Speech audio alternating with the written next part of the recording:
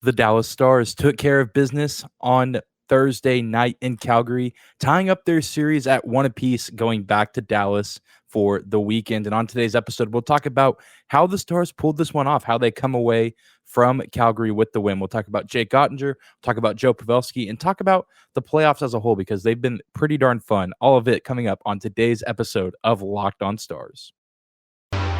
Your Locked On Stars, your daily podcast on the Dallas Stars. Part of the Locked On Podcast Network. Your team every day.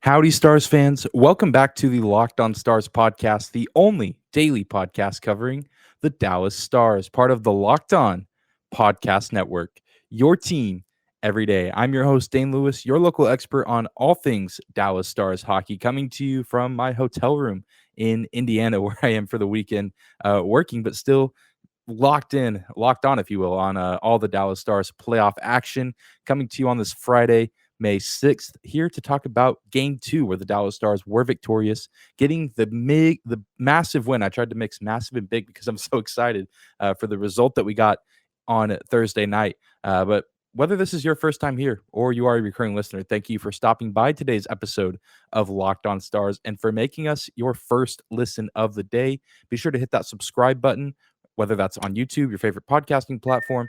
Thank you guys for tuning in. You can find me on Twitter at Dane_Lewis and our show at Locked On Stars. Remember, our show is free and available no matter where you listen or how you listen. But without any further hesitation, let's get right to it. Let's talk about this big game. And this was another game, just like Game 1, that was intense. It was physical from the get-go. I mean, the playoffs are always more physical, but I mean, I don't know what it is. I feel like there's never really been this stigma of the Stars and Flames having this massive rivalry, but these teams are going at each other, and I am here for it. I mean, this is what playoff hockey is all about. It's about throwing guys up against the board and letting your guys go beat the other guys that are on the other team. And the Stars were up to the challenge tonight. I don't know if they were quite up to the task at the very start of Game 1. I think they were a little bit later on in Game 1, but from the first puck drop until the final whistle, the final horn sounding in Game 2, the Stars were very much up to the task tonight, taking on this Calgary Flames team. And I said going into this game that was going to be one of the keys, that the Stars needed to do better, if match, if not outperform the Flames in a physical aspect. And they did just that. They set the tone early, despite the shenanigans at the start of the game from Matthew Tkachuk.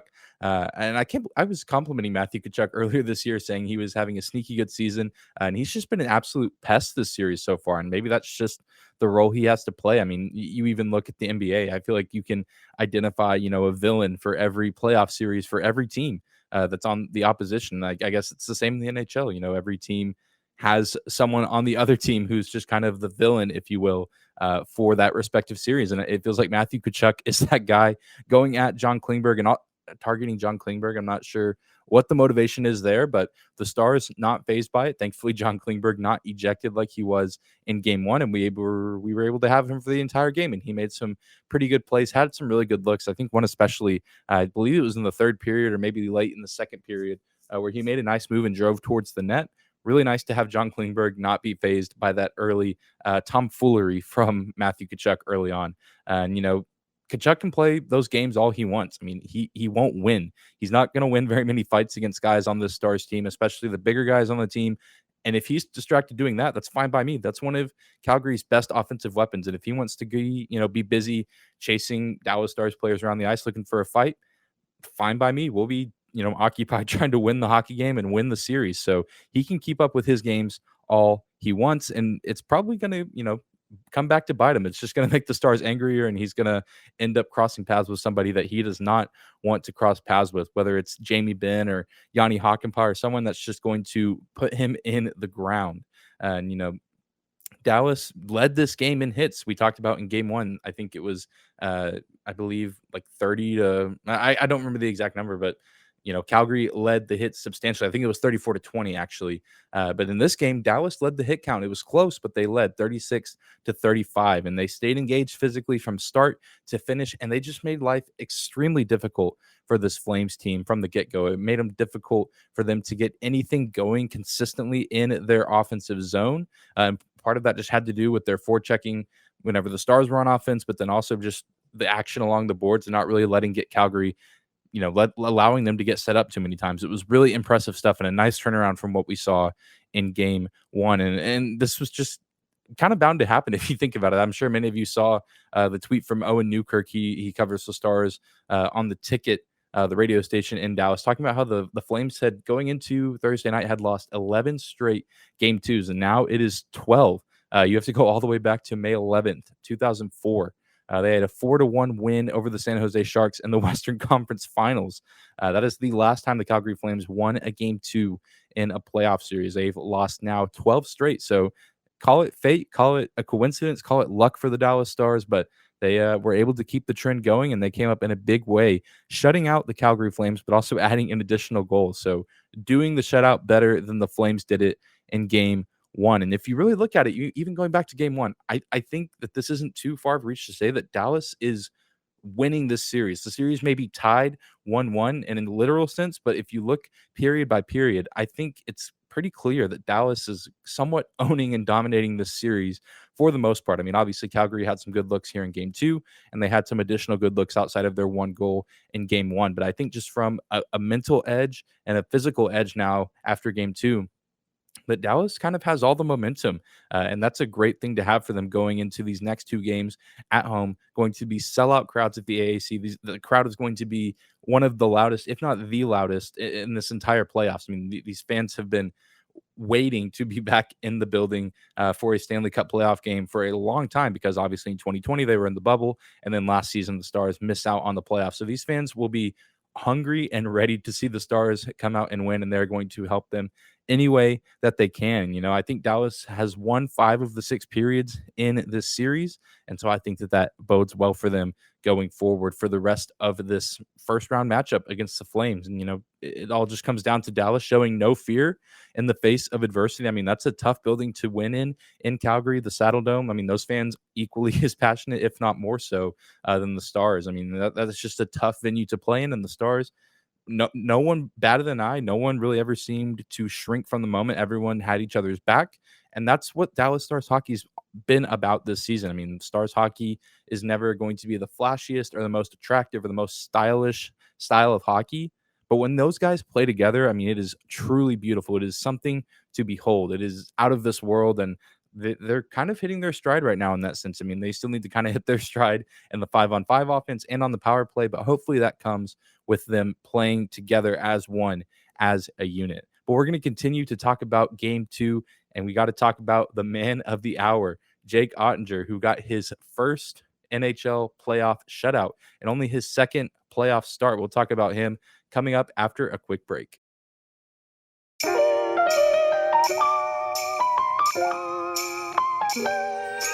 Today's episode of Locked On Stars is brought to you by Built Bar.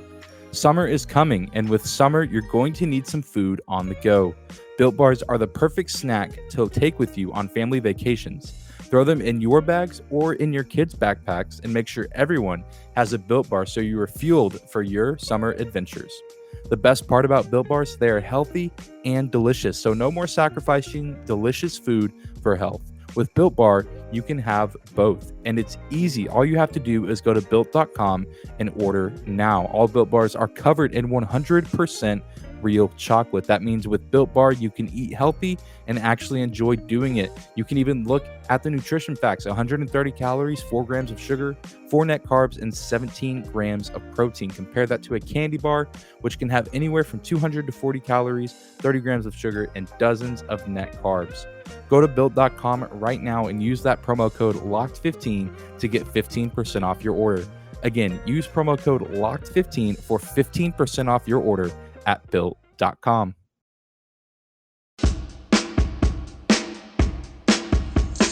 We're jumping back in to this Friday episode of Locked On Stars. This is your host, Dane Lewis. at Dane_Lewis on Twitter, at Locked On Stars on Twitter as well. Be sure to give us a follow at both of those spots if you do not do so already. Also drop a subscription on YouTube if you're watching on there, or if you're not already subscribed or following on your favorite podcasting platform, feel free to do that as well. I truly do appreciate all the follows and support from you guys during this Stars playoff run. It truly means the world to me. But speaking of the world, Jake Oettinger. The world is revolving around Jake Oettinger right now. It is Jake Ottinger's world, and we are simply living in it. This man has been incredible. I mean, he gives up that power play goal in game one on a pretty good play from Lindholm, but then he's rock solid the rest of the game for that night on Tuesday, and he was rock solid for 60 minutes against the Flames on Thursday. I mean, this is insane. I mean, he is now, I believe, the 5th Dallas Star to have a playoff shutout. So not including Minnesota North Stars players. I believe it's Ed Belfour, Marty Turco, Lettinen, and Anton Hudobin, who have all had shutouts while wearing Dallas Star sweaters in the playoffs. But now you can add Jake Oettinger to the list. And Jake Oettinger, the youngest to do so, he is below the age of 30. I believe all 4 of those other guys were above the age of 30. I believe it was Josh Clark, former host of the Locked On Stars podcast, who tweeted that out after the game. So just an incredible performance for a kid who's in his early 20s. I think he's around my age, which is just insane to see his poise and how steady he is and how he is just unfazed by the moment. I mean, we talked about how difficult it is to win in the Saddledome in Calgary, and in both games, you could not see an ounce of fear in Jake Oettinger. I mean, he went 29 for 29 on his saves and only his second playoff start. I mean, there were many, maybe not many, but I know myself included and a few other people who follow this Stars team who weren't doubting Jake Oettinger, but it was just kind of the question of, okay, he's had, 2 good regular seasons, but is he ready for the moment? Is he ready for the playoffs? Because we say it all the time, we're beating a dead horse. At the playoffs are a completely different animal, and goaltending is really, you look at all the great teams in NHL history who have won Stanley Cups, you can trace back and look at solid goaltending. I mean, even the past 2 seasons with the Tampa Bay Lightning, Andrei Vasilevsky, great playoff performances. And even, in game 2 of their series with Toronto, great performance from Vasilevsky. So it's all comes down to that for most Stanley Cup champions. And Jake Oettinger, in 2 games through the playoffs, there's still a ton of road left in this playoffs. And, he's maybe due for a game that isn't great. But so far, he's been lights out. And it's truly incredible to see just this kid who has gone through so much in, really just 2.5 years or so in his NHL career. I mean, he did kind of get that playing time in the bubble in 2020 coming in relief, not getting starts in those games, obviously. And so kind of some weird situations, but to get these 2 official starts in the postseason and play the way that he has is nothing short of incredible. And I mean, as if he hasn't already done so already in the regular season, he is basically just writing his own contract now. And he is the future of this Dallas Stars team in the crease. And we haven't even seen Scott Wedgwood yet. And I don't know if and when we ever will see Scott Wedgwood in these playoffs. I mean, which is a good problem to have, but also good to know that we have Wedgwood, who's played pretty well in his own right this season. And, you got to give Oettinger a lot of credit because he did make some fantastic saves. But we also have to give credit to the Dallas Stars defense, who made Jake's life pretty easy at times. The Dallas Stars blocked 20 shots as opposed to Calgary only blocking 5. The Flames had 21 giveaways as opposed to Dallas only giving away the puck 8 times. So Dallas just played a much more disciplined and clean game all around. Again, they were putting their bodies on the line, blocking 20 shots. I mean, that could have been 49 shots on goal for Jake Oettinger had those shots not been blocked by his teammates. So that's huge for him. And then, of course, Dallas forcing those 21 giveaways, those 21 turnovers as well. Absolutely massive in helping Jake stay calm and stay poised and not having to work as hard. We talked about the importance of the Stars needing to make Jacob Markstrom work hard for the rest of the series. And the Stars on the other end, I mean, we never really talked about it, but it's kind of a given. You don't want your goalie to have to do a whole lot of hard work. And so really good stuff from the Stars defense. Like I said in the last segment, they made it incredibly difficult for the Calgary Flames to get any sort of offense established consistently in their own zone. I mean, the Calgary top line, who has been the storyline for a lot of NHL national media, including the TNT broadcast on Thursday night's game. I mean, Gaudreau, Lindholm, and Tkachuk, only 5 shots on goal from those guys. And I think Tkachuk's came in the third period. I think he only had 1, and Gaudreau and Lindholm had 2 apiece. But this has just been an incredible defensive clinic from the Dallas Stars and Jake Oettinger through the first 2 games of this series. And the Stars in general, both on defense and offense, have traditionally been better at home for this season. And so I'm truly thrilled to see what the Stars team can do in games 3 and 4 at the AAC. And I mean, obviously still a long way to go, and you don't want to, get too far ahead of yourself or ride the mountaintop, too long. But this is just a huge win, and there's a lot of momentum in Dallas's favor right now. And I think that this team, given the veterans that they have, can truly take advantage of the situation they're in and make this a really interesting series and pose a lot of interesting questions to the NHL world for the next few weeks. But speaking of the rest of the NHL, we're going to take a moment in the next segment to talk about the NHL playoffs in general as a whole. We've been focusing a lot on the Stars Flames series, and we will continue to do that until the series comes to an end. But a lot of other exciting stuff going on around the NHL in the playoffs, and we're going to talk about it after another quick break.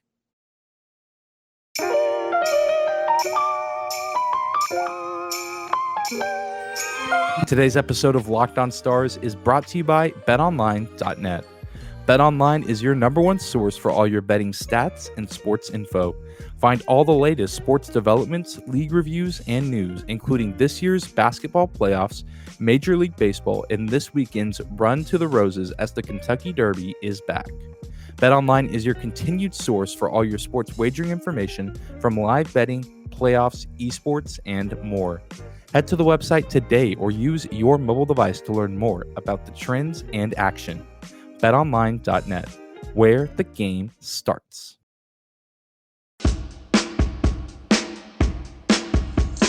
And we're closing out today's Friday episode of Locked On Stars. I want to send you on your way with a little bit of a wider view, some general Stanley Cup playoff talk, because these have been a fun first few days of this playoff tournament.